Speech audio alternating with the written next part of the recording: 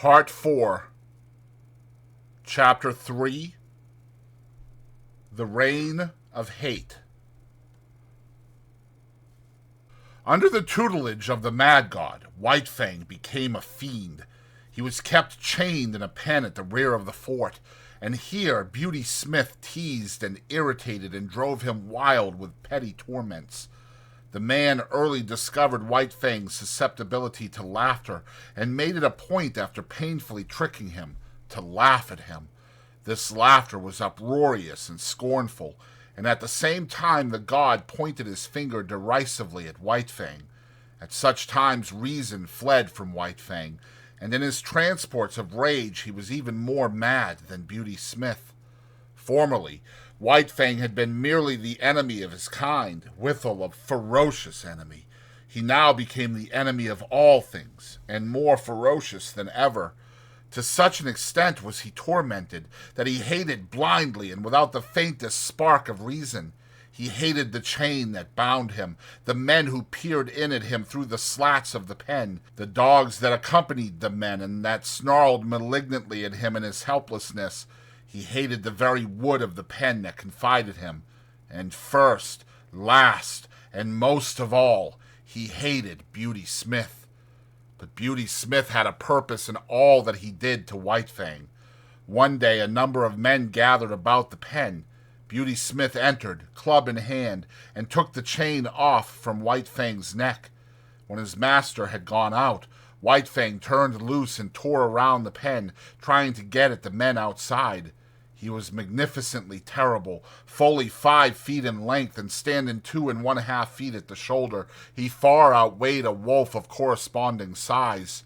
From his mother he had inherited the heavier proportions of the dog, so that he weighed, without any fat and without an ounce of superfluous flesh, over 90 pounds. It was all muscle, bone, and sinew fighting flesh in the finest condition. The door of the pen was being opened again. White Fang paused. Something unusual was happening. He waited. The door was opened wider. Then a huge dog was thrust inside, and the door was slammed shut behind him.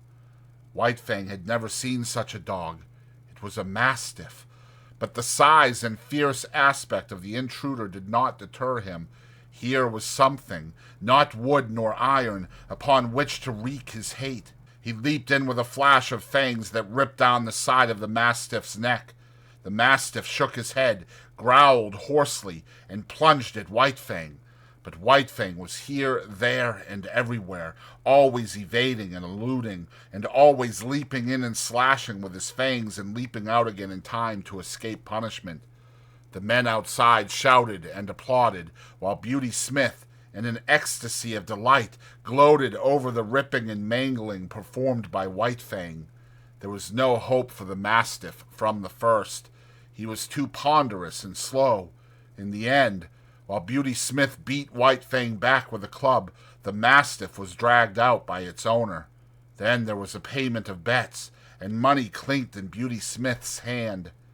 White Fang came to look forward eagerly to the gathering of the men around his pen. It meant a fight, and this was the only way that was now vouchsafed him of expressing the life that was in him. Tormented, incited to hate, he was kept a prisoner so that there was no way of satisfying that hate, except at the times his master saw fit to put another dog against him. Beauty Smith had estimated his powers well, for he was invariably the victor. One day 3 dogs were turned in upon him in succession. Another day, a full-grown wolf, fresh caught from the wild, was shoved in through the door of the pen. And on still another day, 2 dogs were set against him at the same time. This was his severest fight, and though in the end he killed them both, he was himself half killed in doing it. In the fall of the year, when the first snows were falling and mush ice was running in the river, Beauty Smith took passage for himself and White Fang on a steamboat bound up the Yukon to Dawson. White Fang had now achieved a reputation in the land. As the fighting wolf, he was known far and wide, and the cage in which he was kept on the steamboat's deck was usually surrounded by curious men. He raged and snarled at them, or lay quietly and studied them with cold hatred. Why should he not hate them? He never asked himself the question. He knew only hate and lost himself in the passion of it. Life had become a hell to him. He had not been made for the close confinement wild beasts endure at the hands of men, and yet it was in precisely this way that he was treated. Men stared at him, poked sticks between the bars to make him snarl, and then laughed at him. They were his environment, these men, and they were molding the clay of him into a more ferocious thing than had been intended by nature. Nevertheless, nature had given him plasticity. Where many another animal would have died or had its spirit broken, he adjusted himself and lived, and at no expense of the spirit. Possibly Beauty Smith, arch-fiend and tormentor, was capable of breaking White Fang's spirit, but as yet there were no signs of his succeeding. If Beauty Smith had in him a devil, White Fang had another, and the two of them raged against each other unceasingly.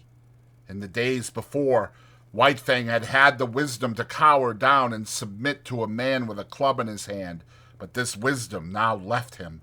The mere sight of Beauty Smith was sufficient to send him into transports of fury, and when they came to close quarters and he had been beaten back by the club, he went on growling and snarling and showing his fangs. The last growl could never be extracted from him. No matter how terribly he was beaten, he had always another growl, and when Beauty Smith gave up and withdrew, the defiant growl followed after him, or White Fang sprang at the bars of the cage, bellowing his hatred. When the steamboat arrived at Dawson, White Fang went ashore, but he still lived a public life in a cage, surrounded by curious men. He was exhibited as the Fighting Wolf, and men paid 50 cents in gold dust to see him. He was given no rest. Did he lie down to sleep? He was stirred up by a sharp stick, so that the audience might get its money's worth. In order to make the exhibition interesting, he was kept in a rage most of the time, but worse than all this was the atmosphere in which he lived. He was regarded as the most fearful of wild beasts, and this was borne into him through the bars of the cage. Every word, every cautious action on the part of the men impressed upon him his own terrible ferocity. It was so much added fuel to the flame of his fierceness. There could be but one result, and that was that his ferocity fed upon itself and increased. It was another instance of the plasticity of his clay, of his capacity for being molded by the pressure of environment. In addition to being exhibited, he was a professional fighting animal. At irregular intervals, whenever a fight could be arranged, he was taken out of his cage and led off into the woods a few miles from town. Usually this occurred at night, so as to avoid interference from the mounted police of the territory. After a few hours of waiting, when daylight had come, the audience and the dog with which he was to fight arrived. In this manner it came about that he fought all sizes and breeds of dogs. It was a savage land. The men were savage, and the fights were usually to the death. Since White Fang continued to fight, it is obvious that it was the other dogs that died. He never knew defeat. His early training, when he fought with Lip Lip and the whole puppy pack, stood him in good stead. There was the tenacity with which he clung to the earth. No dog could make him lose his footing. This was the favorite trick of the wolf breeds, to rush in upon him, either directly or with an unexpected swerve, in the hope of striking his shoulder and overthrowing him. Mackenzie hounds, Eskimo and Labrador dogs, huskies and Malamutes, all tried it on him, and all failed. He was never known to lose his footing. Men told this to one another, and looked each time to see it happen, but White Fang always disappointed them. Then there was his lightning quickness. It gave him a tremendous advantage over his antagonists. No matter what their fighting experience, they had never encountered a dog that moved so swiftly as he. Also to be reckoned with was the immediateness of his attack. The average dog was accustomed to the preliminaries of snarling and bristling and growling, and the average dog was knocked off his feet and finished before he had begun to fight or recovered from his surprise. So often did this happen that it became the custom to hold White Fang until the other dog went through its preliminaries, was good and ready, and even made the first attack. But greatest of all the advantages in White Fang's favor was his experience. He knew more about fighting than did any of the dogs that faced him. He had fought more fights, knew how to meet more tricks and methods, and had more tricks himself, while his own method was scarcely to be improved upon. As the time went by, he had fewer and fewer fights. Men despaired of matching him with an equal, and Beauty Smith was compelled to pit wolves against him. These were trapped by the Indians for the purpose, and a fight between White Fang and a wolf was always sure to draw a crowd. Once, a full-grown female lynx was secured, and this time White Fang fought for his life. Her quickness matched his, her ferocity equaled his, while he fought with his fangs alone, and she fought with her sharp-clawed feet as well. But after the lynx, all fighting ceased for White Fang. There were no more animals with which to fight. At least, there was none considered worthy of fighting with him, so he remained on exhibition until spring, when one Tim Keenan, a faro dealer, arrived in the land. With him came the first bulldog that had ever entered the Klondike.